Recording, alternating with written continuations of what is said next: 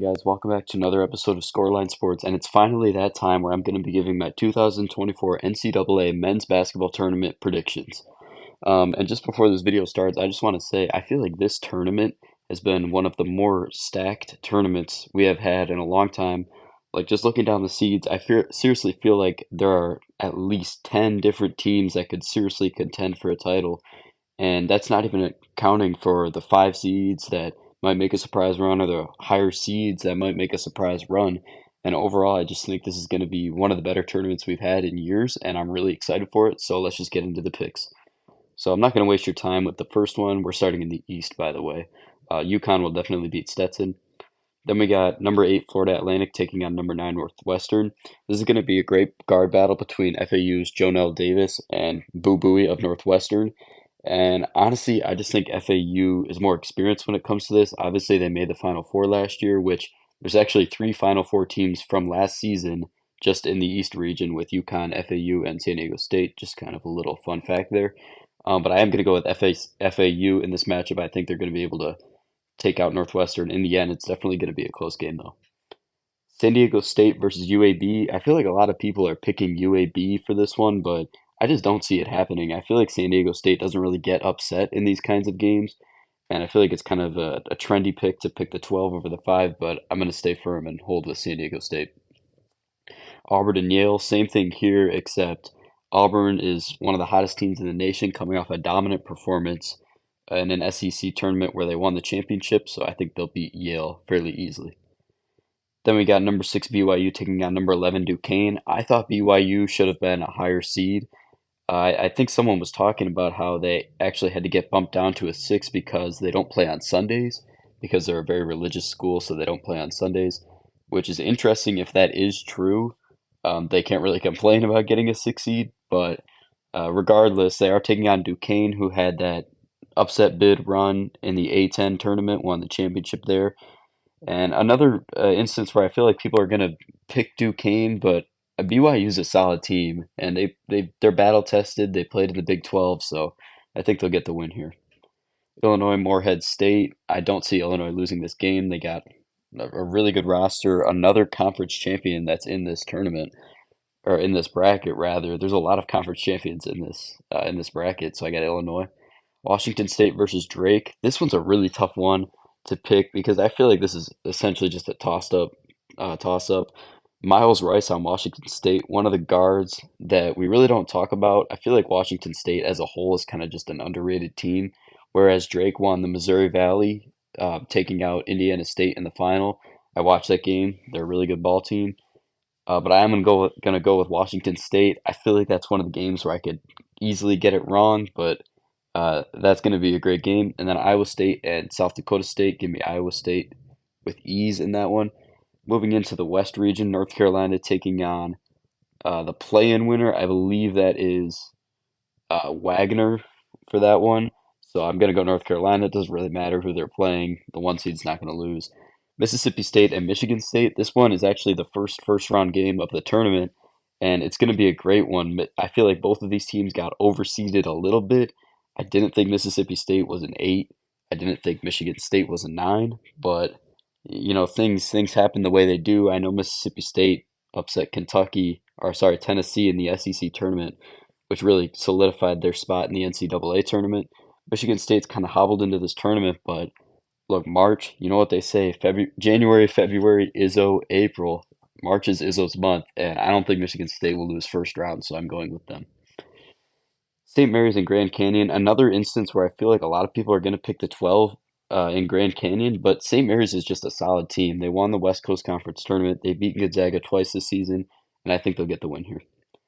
Alabama versus Charleston. This is a trendy upset pick going with Charleston, but I feel like Alabama is too quick and athletic for Charleston, so I'm going with Alabama. Here's where I have an upset, Clemson and New Mexico. I feel like Clemson, they're not really talked about a lot. I know they had a really strong start to the season, and then they kind of plateaued a little bit, but they still made it in as a 6 seed. They ended up losing in the ACC tournament fairly early to, I believe it was Boston College. And then New Mexico coming off that dream run to the final, to the championship of the Mountain West tournament. So they're filled with confidence right now, and I think they'll get the win over Clemson here. Baylor and Colgate, I think that one should be easy for Baylor. Dayton and Nevada, I feel like Dayton kind of hobbled into this tournament. They went out early in the A10, and prior to that, I just feel like they weren't really getting much going. Obviously, they're a 7 seed, so that's not bad. And then Nevada in the Mountain West, another team from the Mountain West that's getting a very low seed. The committee really did not give the Mountain West in general favorable seeds. While they did let a lot of the teams in, a lot of them really have tough roads ahead of them, one of which being Nevada, but I do think that Nevada actually is going to get the win here in the first round. This is another one where really you could go either way. Arizona and Long Beach State. Arizona will not lose first round 2 years in a row. Give me the Wildcats. Moving on to the South, where Houston is the number 1 seed. I've got Houston beating Longwood. Then this is an interesting matchup: Nebraska versus Texas A&M. See, both of these teams can really light it up. Nebraska, if they are shooting hot from three, they can beat anybody in the country. They beat Purdue. We saw giving Purdue one of their 4 losses when they were shooting hot. So I feel like Nebraska is really just a boom or bust team. They're either on fire from three or they're not, and if they're not, they're really vulnerable. And then Texas A&M out of the SEC, they were projected to finish, I believe, first in the preseason SEC poll. Obviously, they didn't as a 9 seed in this tournament. And this is going to be a tough one, but I got to go with my boy Keisei Tominaga and the Cornhuskers to get the win here. For the first time in school history, I believe, for Nebraska, getting an NCAA tournament win. Now, here's where I like the 12 over the 5. James Madison, this team is crazy. They're like 30-3 on the season. They beat Michigan State at Michigan State in the first game of the season, all the way back in November. And Wisconsin, I know they're on fire right now. They've made that run to the Big Ten championship, but these are the kind of teams that sometimes get upset. You think that there's no way they can lose, but don't overlook this James Madison team. I think they are going to get the win over Wisconsin. Duke versus Vermont. I'm going to be honest, I thought about taking Vermont. I watched them play in the America East Championship game, and they look pretty solid. They're one of those teams that's kind of always in the tournament, always winning their conference, but they've yet to really get that upset win to really make a breakthrough. And unfortunately for them, I don't think this is a year. I think Duke has too much for them. Really, who's guarding Kyle Filipowski? I don't know. Duke has too many weapons, but I did consider picking Vermont in that game. Then we got Texas Tech and NC State. Look, I know a lot of people are saying the NC State bandwagon is going to die off, but I still think it's going to keep going. DJ Burns Jr., the big guy for NC State, one of the most fun players to watch, along with DJ Horn, their quick guard. Texas Tech is a really solid team, but I just think NC State gets the upset win here. Then we got number 3 Kentucky taking on my guys at number 14 Oakland. I'm so happy that Oakland finally made the tournament. I love that team. But Kentucky, there's no way they're losing to Oakland, let's be honest. Then we got Florida taking on I believe they're taking on the winner of Colorado and Boise State. In the SEC championship game, Florida had that big injury to one of their guys. Really sad stuff to watch, but I think they're going to rally around him and be able to get this first round win, even though they're a little bit shorthanded. Marquette and Western Kentucky. Marquette, in my opinion, is the weakest 2 seed. I just don't really like what I'm seeing from them. Obviously, there's a question mark regarding Tyler Kolek. Will he be healthy or not? But regardless of whether he's healthy or not, they're going to be Western Kentucky. Then in the Midwest, Purdue versus the winner of Grambling and Montana State. Don't be ridiculous. Purdue's winning that. Utah State and TCU. I feel like Utah State should have gotten a higher seed because they had a really good year in the Mountain West Conference. A team that I feel like got underseeded. TCU maybe a little bit overseeded. I'm not sure, but I really don't think that matters. I think I like TCU in this one. Gonzaga and McNeese. This is one of the most trendy upset picks. Obviously, all the 512s are going to be trendy upset picks, but a lot of people are going for McNeese, and McNeese, rightfully so, to be honest with you. McNeese is a really good team. I believe they only have like 3 losses on the season as well, but I just have a hard time believing that a Gonzaga team coached by the legendary coach Mark Few is going to lose first round. And Gonzaga's been playing so much better over the past month or so. I just don't see it happening. I got Gonzaga in this one. Now, Kansas and Samford. Kansas really struggling with injuries. Kevin McCullough Jr., their best player, is going to be out for the tournament. The news broke yesterday.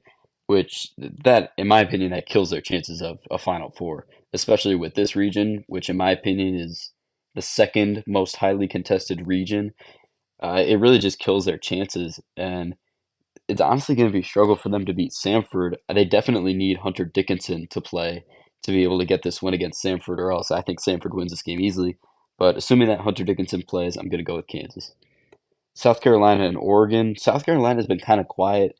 They were at one point like on a serious roll. I know they won at Kentucky or at Tennessee. They beat Kentucky. They were at one point the best team in the SEC.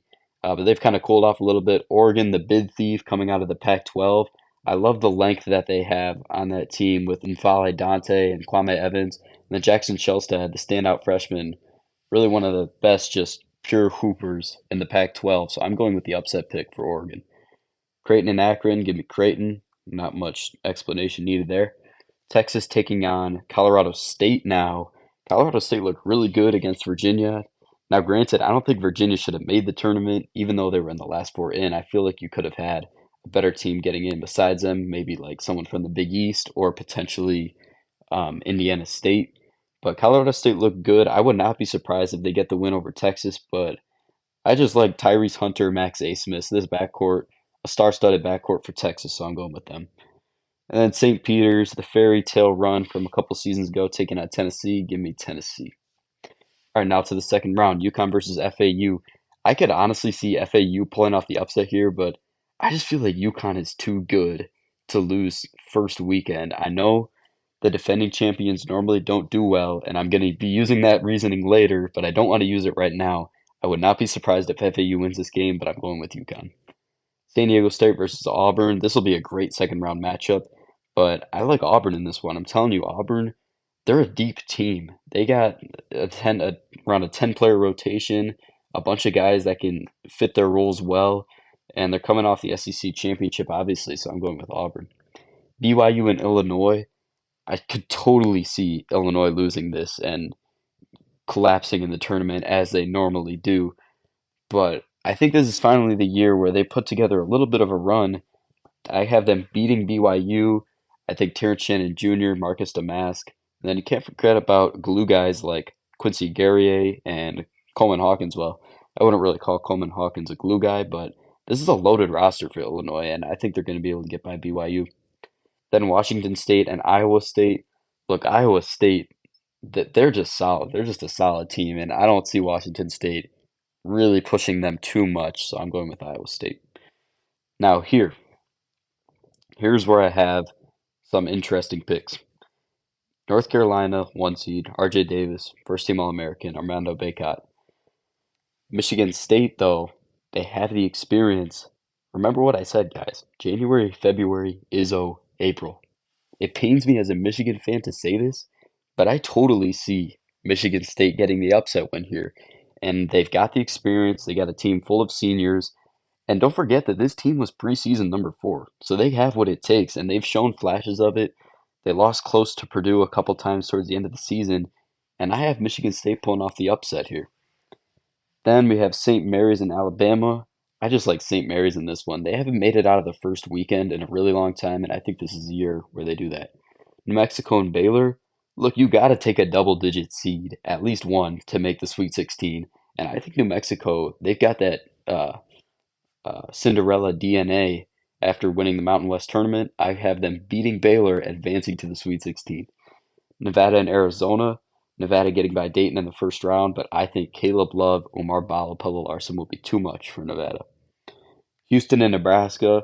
I could see Nebraska giving Houston trouble with if they're having a good shooting night. This one could come down to the wire, to be honest with you, but I think Houston has too much experience. I don't see them losing to Nebraska. James Madison and Duke. Look, guys, James Madison, hop on the hype train while you can. This team has Cinderella DNA all over them, just like New Mexico. And I have them upsetting Duke. Look, they're a good team. Like I said, they beat Michigan State in the Breslin Center in the first game of the season. I got James Madison taking down Duke. NC State and Kentucky. As much as I want to advance NC State, I just feel like their their amazing story is going to end here. Kentucky, they're so dependent on their defense. If they can play good defense, good team defense, they can beat anybody in the country. So I have them beating NC State. Florida and Marquette. I'm going with Florida on this one just because I feel like Marquette has been very iffy. Like I mentioned earlier, the Tyler Kolek injury is kind of holding them back. A lot of uncertainty regarding him, and I just feel like they're not really clicking right now. Not really a lot of people are talking about them, maybe rightfully so. So I'm going with the upset pick here in Florida. Purdue and TCU. This could be close because TCU is an athletic team, but nobody's guarding Zach Edey, so I got Purdue. Gonzaga and Kansas. This one could be a close game or it could be a blowout.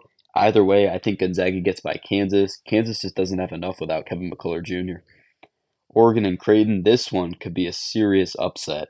I could totally see Oregon giving Creighton fits, but I think the big three in Creighton in Kalkbrenner, Shireman, and Trey Alexander get it done.